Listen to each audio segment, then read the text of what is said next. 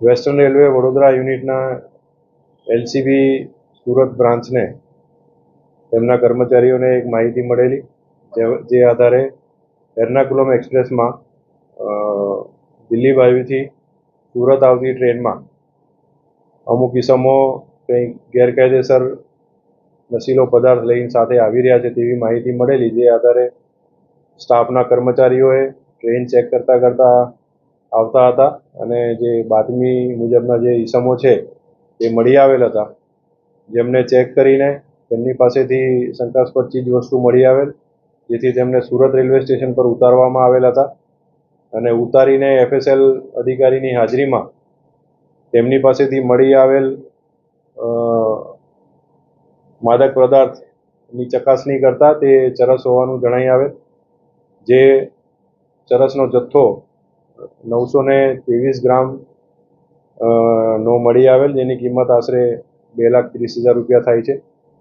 જે આધારે એલસીબીની ટીમ દ્વારા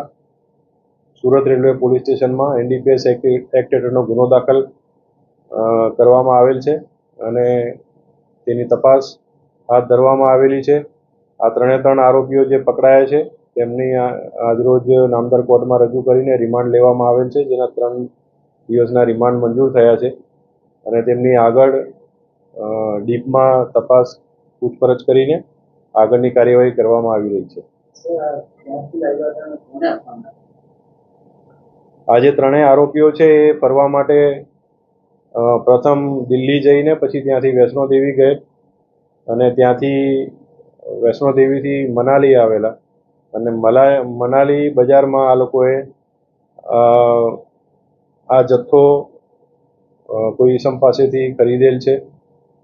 અને એ લોકો આજે આવનાર હોળી ધૂળેટીનો તહેવાર છે તે નિમિત્તે બધા મિત્રો સાથે આનું સેવન કરવા માટે થઈને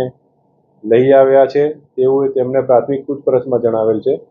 તેમ છતાં હજી ડીપમાં એમની પૂછપરછ કરીને કોની પાસેથી લાયા છે ખરેખર અને ખરેખર આનો ઉપયોગ ક્યાં અને કેવી રીતે કરવાના હતા, કે કોઈને વેચવાના હતા કે કોઈક આમાં વેપાર ધંધામાં ઉપયોગ કરવાના હતા, આ કાયમ આવી ટેવવાળા છે, તે બધા પાસાઓ અમે ચકાસી રહ્યા છે. ભૂતકાળમાં અત્યાર સુધી એ લોકો આવા કોઈ ગુનામાં પકડાયા હોય તેવી જાણકારી અત્યાર સુધી મળી નથી, પરંતુ તેમ છતાં મહારાષ્ટ્ર રાજ્યમાં પકડાયા હોય કાં તો બીજા અન્ય કોઈ રાજ્યમાં પકડાયા હશે તો તેની અમે કાર્યવાહી કરીને તપાસ કરી રહ્યા છીએ.